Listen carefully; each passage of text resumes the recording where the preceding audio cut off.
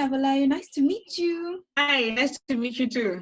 I'm really glad that we got this opportunity to chat because Kenya is the epicenter of everyone who can run really well. And you run a business where you make shoes to help those people run really well. So I'm half jealous and half really Exactly. really admire your work. Well done. Thank you so much. Thank you. No problem. So let's kick off really by talking about your experience with the Creative DNA program. How's that been? And the experience was amazing. I think one of the things I value most from it was just meeting more people in the fashion ecosystem.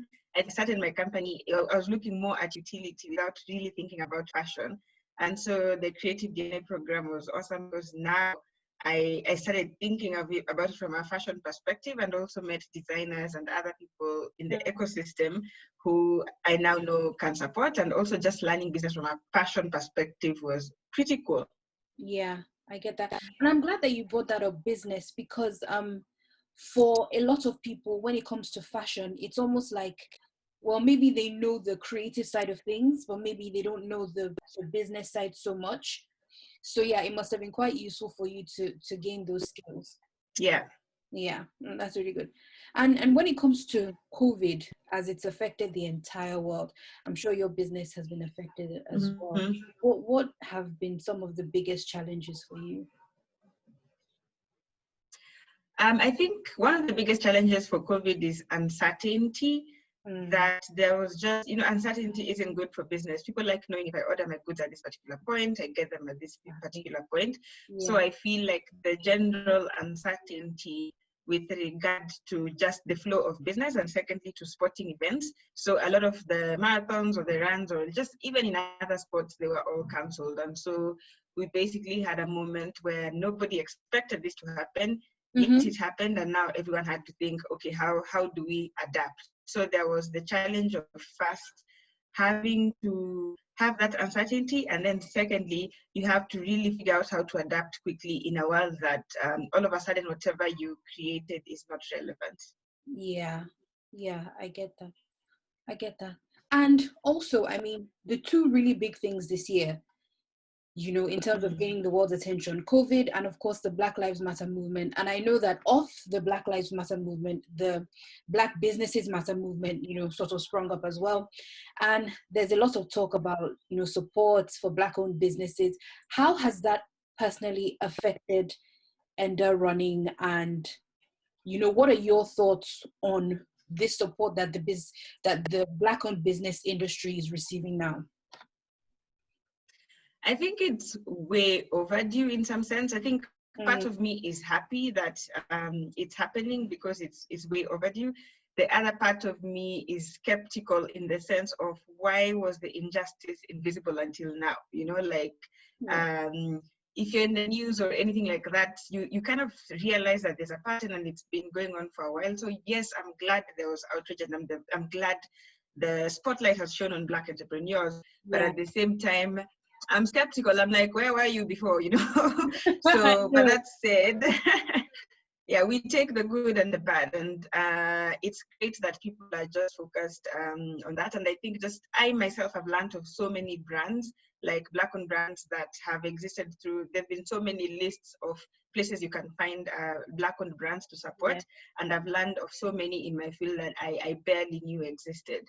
So I think it's a great thing, but I think we have to have the sincerity in doing so, and we have to implement it in terms of power. So I think my skepticism comes from, don't just post a Black tile or post more Black models or people in photography. It has to come to the decision making and the ownership. Are you just including me for the sake of being there, or are you actually putting me at the table and considering what I have in light of your inherent biases? Everybody has biases, not just certain people. And so you have to be willing to listen to other people and be willing to address your own biases. And so I think it's a great moment. The only thing I don't like about it is that for this great moment to come, it has come with pains and violence and things that ordinarily you wouldn't want to be. But at the same time, they always say change is a process. It doesn't necessarily come smoothly. But overall, I am glad that Black businesses are getting attention, because it's really hard to kind of like thrive. And now we are on the spotlight, and it's our time to really maximize and be known out there and maximize the market opportunity as we speak for our people as well. Yeah, I love that. I love that. And I share that skepticism and that just concern that, you know, in a few months we'll all just move on and it'll just be business as usual. So I'm really glad that you brought that up. And specifically when it comes to fashion, what would you like to see the fashion industry do? You know, specific things that you'd really like to see the industry doing in the fight to make, you know, things a bit more balanced when it comes to exposure for Black businesses. Mm-hmm. I think ultimately, because I think from a business perspective, I think about sourcing and creativity. Like, Okay. don't just be inspired by Black culture, but source from that person who's making it. You don't say, oh, I was inspired by this and I made this. I mean, you can technically, but then if that person, like, partner with them, give them a platform, because usually some of these businesses don't have the financial muscle, or they don't have the ability to be on the spotlight. So if a brand or a person is in that capacity, then they should involve them in the mechanics and in the money mechanics, not just, hey, let's do an interview or let's highlight your work.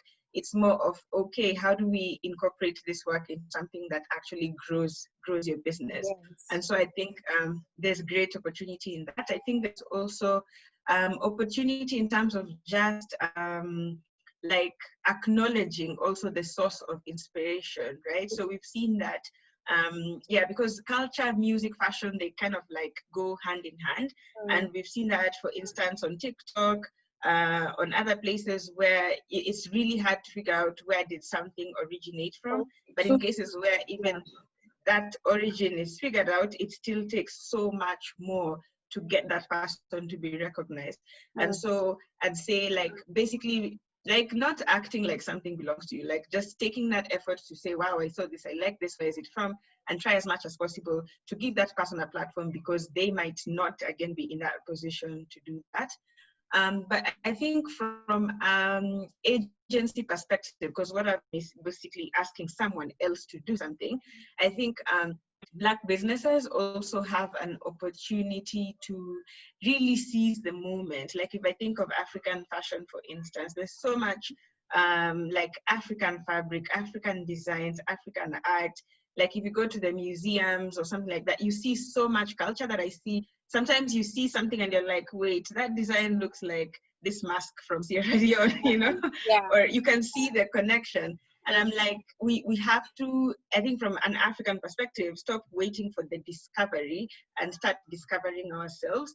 I think a lot of that is happening on the continent. I see a lot of designers and a lot of musicians really like pushing the envelope. But I feel like as Africans, as a Black community, also like lifting them up, because the only way that businesses can be sustained or through ownership is for me to say, oh, look, like, I'm wearing a local designer, for example, and it wasn't because of this conversation, because I like it. Are you sure? Like, No, okay, like, yes.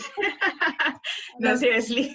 yeah. I like it. It wasn't because of this conversation or not a plug, but it's the fact that I'm thinking I want, like, I have an opportunity to support a local designer, and so I don't want to tell her like all the best, but I want to be like, here I am, like, putting on your jewelry, putting on your things, and that's the only way it can succeed. Ultimately, it is like the monetary bit of it is a strong support for it. Like, we cannot, for me, I think from a business perspective, I think the money is what gives the businesses the independence and the agencies to grow. And so we, as much as we're asking other people to do more, we also have to challenge our biases and say, why do I want to spend X amount of money on a product from Europe? But if it's a local product, I'll be like, why can't I like wear it, you know? And so we also have to support our own. That's so important. Thank you for bringing that up. That's so important. And then now I want to talk a bit, you know, about being an entrepreneur in Africa specifically, because, you know, when we talk to business owners, we always ask, you know, well, what are some of the difficult challenges you face? But then, but then, you know, as a Kenyan, as an African, there's some things that are specific to running a business in your region. So for you, what would you say some of the biggest things are?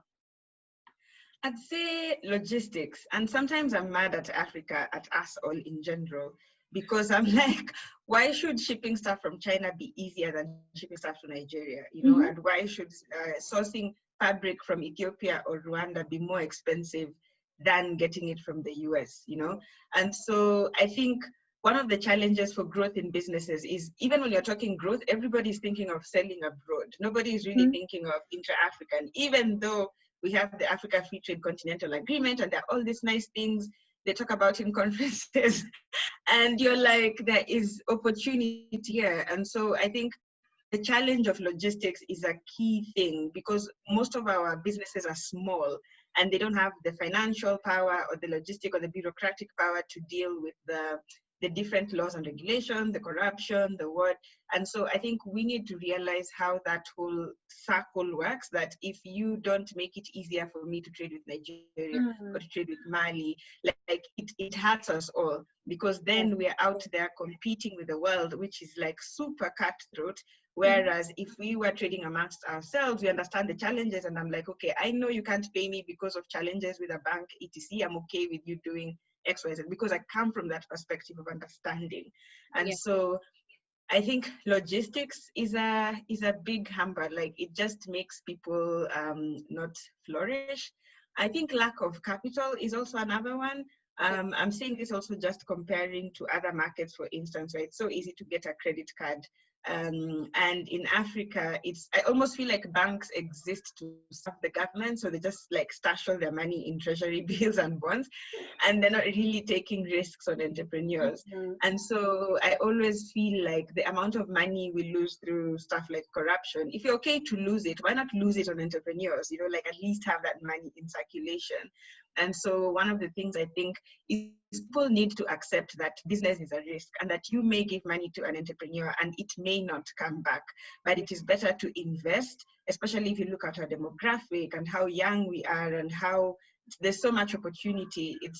You have to invest, but you cannot invest by telling me, oh, this is what you need for business. You need capital.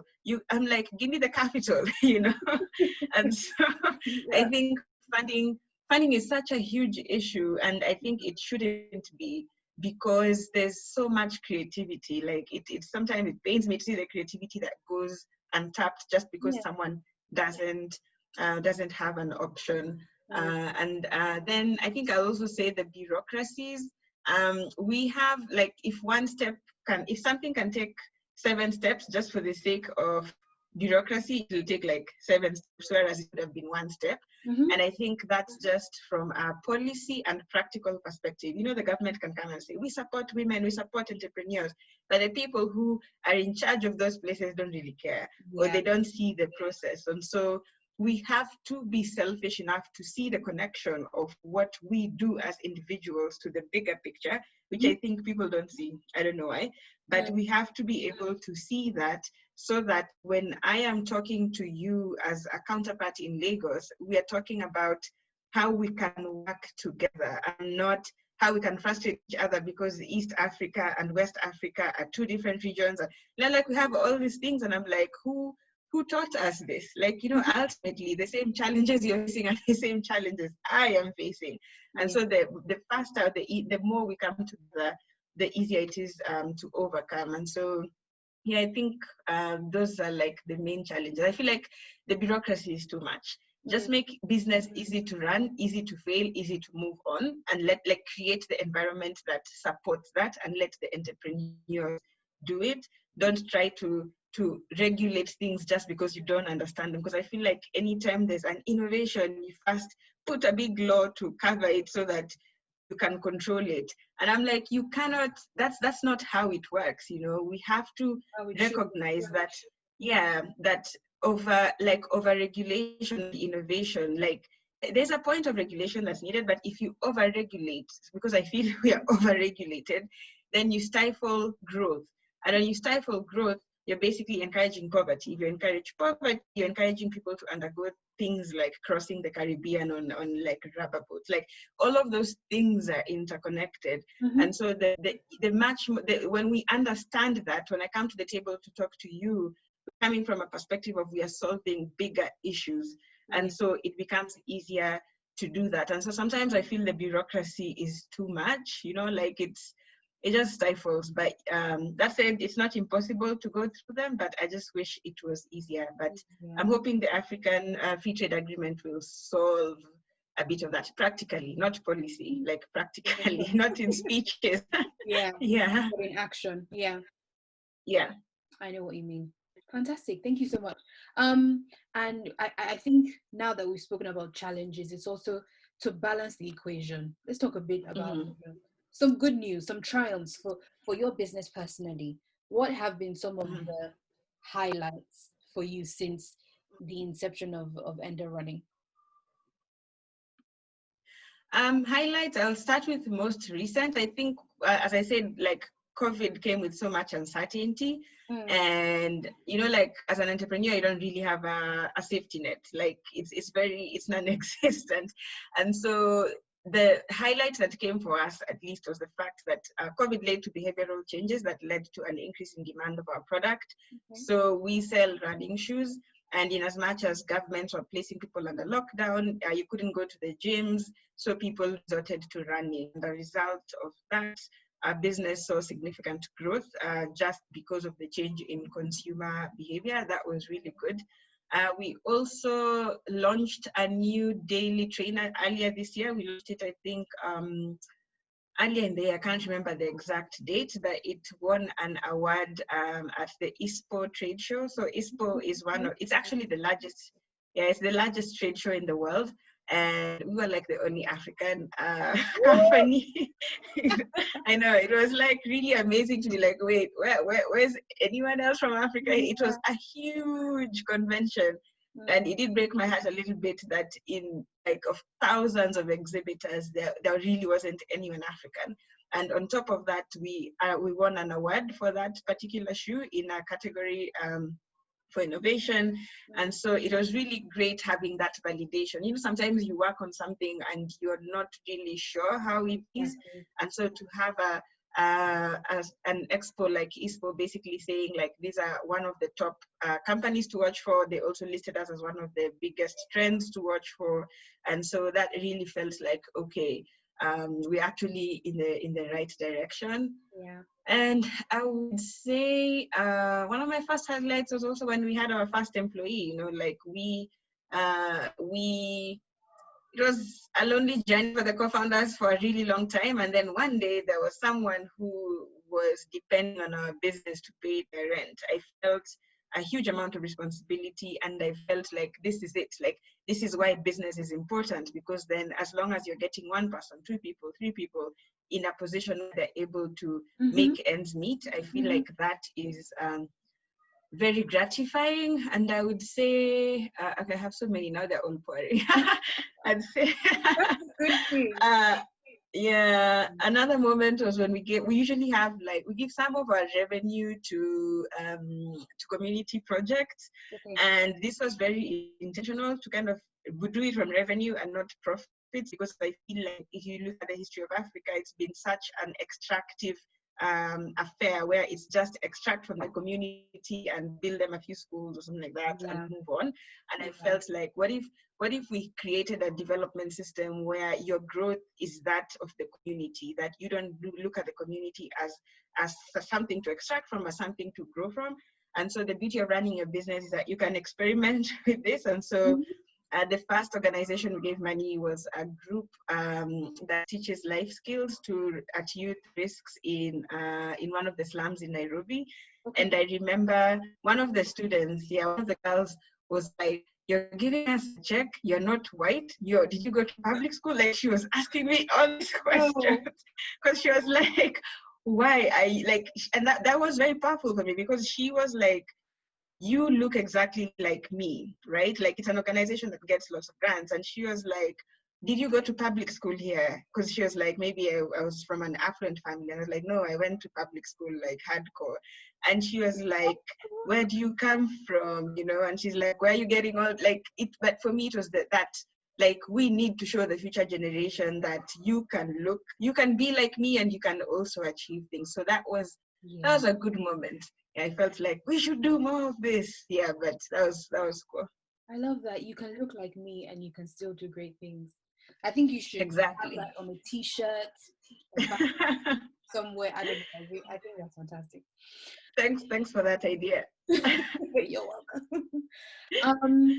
But on a more light-hearted note, right? Since you're an Mhm, expert when it comes to the perfect running shoe, so mhm. what tips would you give out for, someone looking to just maybe get into exercise or into running? What do you need to look out for when you're buying the ideal running shoe? So here's the thing, like there's different kinds of people and there's different, and that's the question we went to the Kenyan athletes, like what's the best running shoe? And they Yeah. were like, there isn't a best running shoe. There are best running shoes for different types of runs. And Mm, so if you're going for a short run, it's very different from a long run. It's very different from like a race. And so we came that question of what's the best shoe? And they were like, that's not how you approach running. It is what's the best kind of, like what's the run, and therefore what's the shoe that kind of fits that run. And that's how we've basically designed our products. okay. So the first product we did was a lightweight trainer for short distance. So it's a 0 to 20 kilometers. So we made it super light so that you feel like you can kind of like, as per the athletes, they wanted something that you don't feel like you're wearing anything. So enough amount of rubber, but at the same time, very light. And so, okay, I don't go into the technical elements of it, but like a low drop shoe for shorter runs. And then for longer runs, you need something thicker because it's going to be a longer run. And Okay. so you want something that's comfortable, something that is strong and it kind of like grips the ground. You want something that has cushioning, a little bit of cushioning. And so if you're doing that, then that's what you need. If you're Mhm. going for a race, you kind of wear a racing flat. If you're going for trail running, you wear like a trail shoe because that now has extra grip to survive Mm, like on wet surfaces and stuff like that. And so that's also part of the education we're doing. I feel like the industry has been so much filled with buy this shoe is gonna make you a magical run and buy this shoe and maybe this is what you need to look for. And it's essentially just like I'd say it's almost like a recipe of sorts. Like the way mhm. you cook one thing is not the same way. Like the ingredients vary based on the use. Mm, And so in this particular case, running is the same. There is no one shoe that you use for everything. And that's how you kind of end up getting injured. It's more of what's the type of run and therefore what's the best type of shoe for that type of run. okay. Fantastic. I've learned so much. Thank you. Thank you You're for welcome. I love that. It's been really fun chatting with you, Navalayo. Thank you for taking out the time to speak with Chic. And we wish you Thank all you the so best much. in the future with your business and with everything else. Awesome. Thank you so much. All Happy to have had the opportunity to be here. right. Wonderful. We'll speak to you soon, hopefully. Okay. Sounds good. All right. Amazing.